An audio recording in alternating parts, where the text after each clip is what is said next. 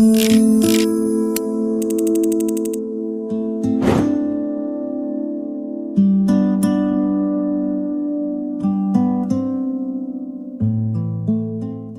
buenos días, reciban un cordial saludo por parte de nuestro equipo universitario integrado por la persona que les habla, Galvez Reyes, Kiara Marbelli, González Urdiales, Andrea Kiyoko, Manchay Ato, Brisbani Yamilet, Orozco Mondragón, Sonia Lisbeth y Villegas Carrasco Bianca.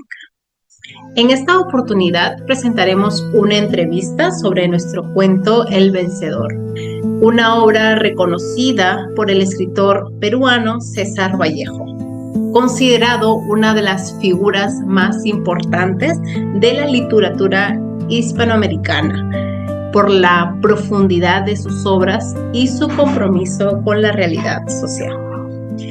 En el cuento El Vencedor aborda una problemática que a pesar del paso del tiempo continúa siendo vigente: la violencia y la influencia que ejerce la sociedad sobre las personas desde la infancia. A través de los personajes de Juancos y Cancio, Vallejo muestra cómo la competencia, la presión de grupo y la desigualdad pueden llevar a los niños que actúen con agresividad y pierdan la capacidad de sentir empatía por el sufrimiento de los demás.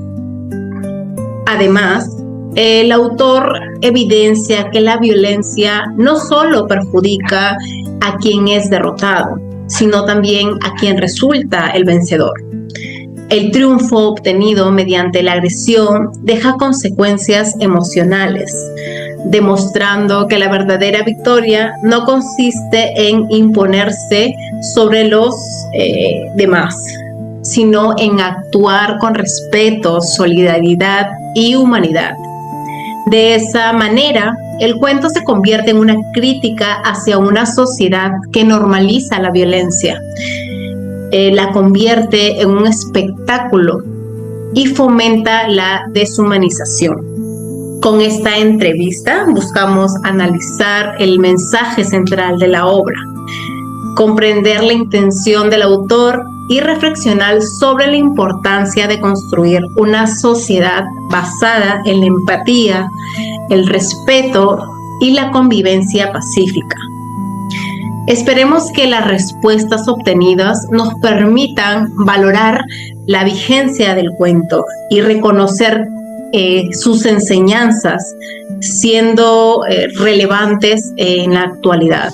Sin más preámbulos, damos inicio a nuestra entrevista con la compañera Andrea.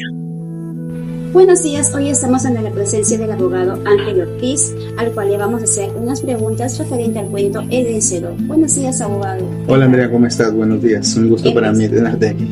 ¿Empezamos? Sí, adelante. En nuestro ensayo explicamos que la discriminación y las peleas escolares que Vallejo denunció siguen pasando hoy en día.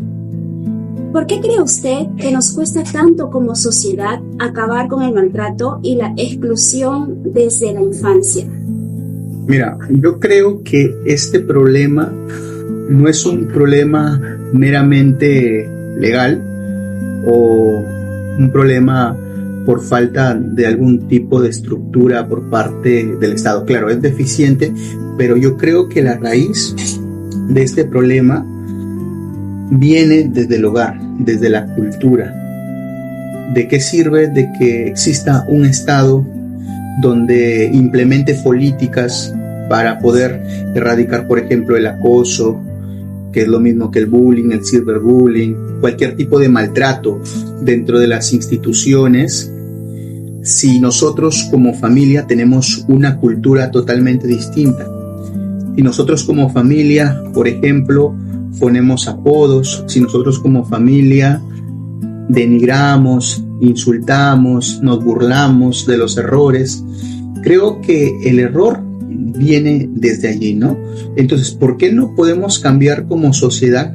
Porque no estamos cambiando como familia. Si nosotros nos enfocamos precisamente en esta obra que estás analizando, El Vencedor, Vallejo nos enseña o nos da un escenario que representa necesariamente a la sociedad, porque ves a un grupo de jóvenes que lejos de traer calma, que lejos de ayudar a que el problema se solucione, están apoyando, otros están apostando, están gritando, están incentivando a que el conflicto continúe. Entonces, eso es el reflejo de nuestra actual sociedad. Y eso que vemos en la obra de Vallejo se ve hoy en día, como te digo, en distintas formas en la familia, ¿no? Claro, abogado, sí. La siguiente pregunta, muy interesante la que usted menciona. Sobre la diferencia de clases en El Vencedor, Vallejo nos muestra que Junco es un niño pobre y que anda descalzo, sin zapatos, frente a Cancio, que es un niño de buena familia, con zapatos nuevos. Pensando en la realidad del Perú, ¿cree usted que la justicia protege por igual a todos los niños o la situación económica todavía pesa frente a la hora de proteger a alguien? Mira, en teoría, la Constitución Política del Perú recoge que todos somos iguales ante la ley, en teoría. El Estado también implementa una serie de normativa para proteger a los niños sin hacer ningún tipo de discriminación entre si eres de una buena clase o una clase intermedia o una clase baja. No hace ningún tipo de discriminación de si eres blanco o negro, serrano, cholo, costeño. Entonces, en teoría, no existe ningún tipo de discriminación. No obstante, la economía es una realidad y no podemos negarnos a ello, ¿no? La economía sí influye, porque no todos los niños, por ejemplo, dentro de un proceso, pueden acceder a tener un buen abogado, acceder a tener un buen psicólogo, un buen psiquiatra tal vez, pero de repente dices, oye, pero los niños son representados por el Estado y el Estado es el que les provee abogados, psicólogos, pero hay situaciones en las que se encuentran interviniendo como ambas partes dos niños. Tenemos un adolescente que le causó tal vez una lesión a otro adolescente y estamos frente a dos niños.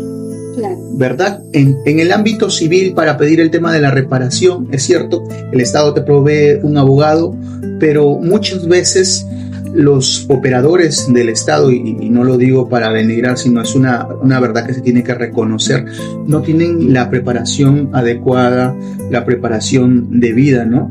Y esto Vallejo necesariamente lo refleja en esta obra, ¿no? Al representar a estos dos niños, uno, como tú lo has dicho, sin zapatos y el otro con zapatos, uno de mala clase, el otro de buena clase. Sobre el trato digno para los más vulnerables en la ODS número 10, Vallejo critica que a los niños más pobres se le pongan etiquetas y se les aísle. Desde su experiencia con las leyes, ¿qué le falta cambiar al sistema educativo peruano para asegurar que un niño reciba el mismo respeto y protección ante cualquier otro? A ver, desde el punto de vista educativo, creo que se tienen que implementar tres cosas: un tema preventivo, un tema de actuación inmediata y un tema de reparación o restitución. Respecto al tema preventivo, no solamente darles charlas, capacitaciones a los menores y decirle, oye, el acoso es malo, el bullying es malo, no deben pelear entre ustedes, sino los propios maestros enseñar con el ejemplo. Oye, yo me he topado con maestros que cuando el alumno no entiende cogen el plumón y le meten un plumonazo en la cabeza, o maestros que incentivan a la burla, al menosprecio, al propio bullying respecto a otros alumnos, maestros que hablan mal de sus compañeros, otros profesores.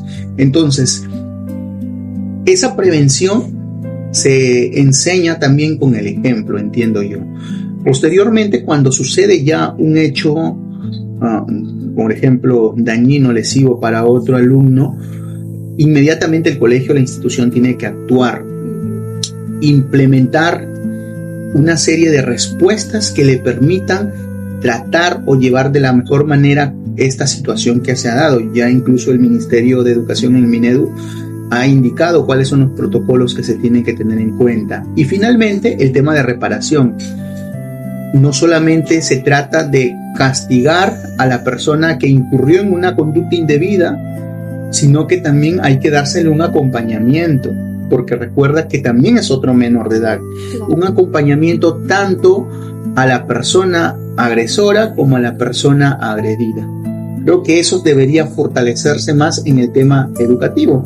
Yo recuerdo, sin mencionar mucho más detalle, un caso donde un menor había muerto por presuntamente intervención de sus compañeros. No obstante, el colegio, lejos de tomar medidas reparadoras, se hacía de la vista gorda, no quería que los padres mencionen el tema, amenazaba a los padres con sancionarlos, a sus hijos que estén hablando sobre este tema. O sea, Claro. no tenía ningún tipo de responsabilidad. Creo que eso debería variar en este tema. Muy bien, abogado. Sobre el verdadero significado de vencer, el título del cuento es El vencedor como una paradoja. Vallejo nos hace dudar de quién ganó realmente, por el que se impuso físicamente, pero terminó destruido por dentro. En este mundo del derecho, bajo su experiencia, cuando se logra ganar un juicio penal por agresión, ¿siente realmente que se alcanza la victoria completa para la víctima o siempre queda una herida emocional que quizás la ley no pueda reparar? Sí, si nosotros leemos el cuento, visualizamos a un niño que le denominan el vencedor, ¿no? Juncos, ¿no? Entonces, él cuando gana la pelea, termina solo, triste, se siente como que no venció, se siente como el perdedor, ¿no? Y por eso esa paradoja que nos plantea Vallejo, dándonos un mensaje, no siempre lo que ganas con violencia es verdaderamente una situación donde has ganado. Esa misma situación trasladándose al derecho, es cierto que es bueno, en parte, que cuando tú estás en un proceso como agraviado, como víctima, obtengas una sentencia condenatoria, una pena para el agresor, una reparación civil, pero yo creo que hay cosas que la ley no puede suplir, una sentencia no puede suplir. El daño que ha sufrido la persona agraviada, como también el daño que ha sufrido la persona agresora, el Estado, entiendo yo que tiene que intentar repararlo, tiene que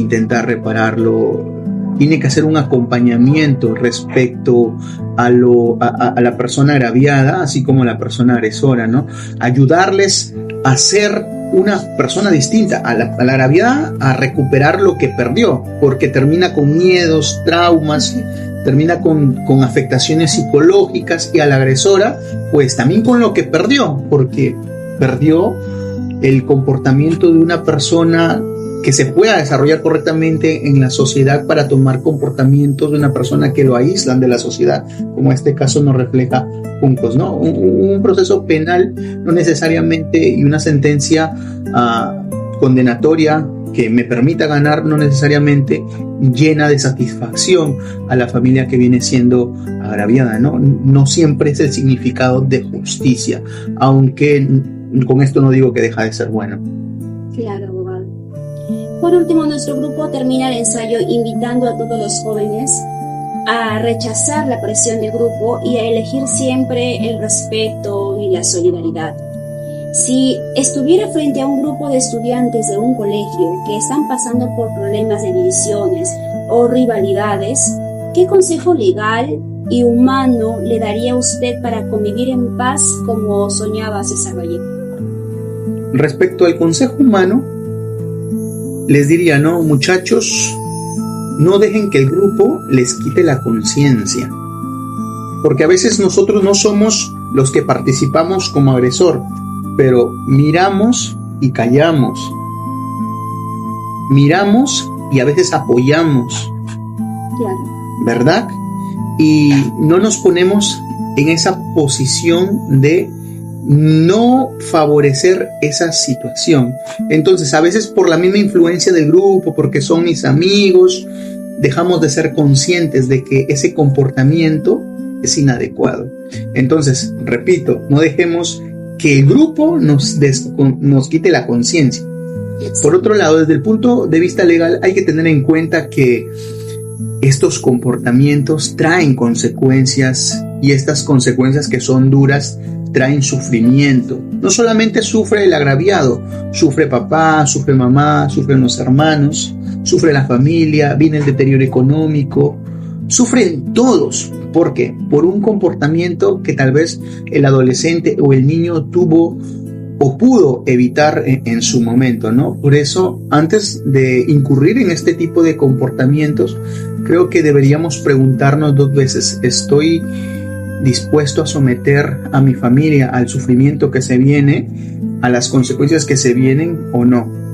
Porque no solamente yo como agresor, es un ejemplo, voy a ser el que asuma las consecuencias, sino detrás de mí hay toda una familia que terminará llorando por mi causa. Muy interesante lo que usted señala, abogado. Hemos tenido el espacio. Muchas gracias, le agradezco por su tiempo, por enseñarnos, por darnos un mensaje y sobre todo por visualizar y enfatizar en lo que soñaba Vallejo, que era justicia e igualdad, y que las personas más vulnerables no sean discriminadas. Le agradezco, abogado, por su tiempo. Muchas gracias.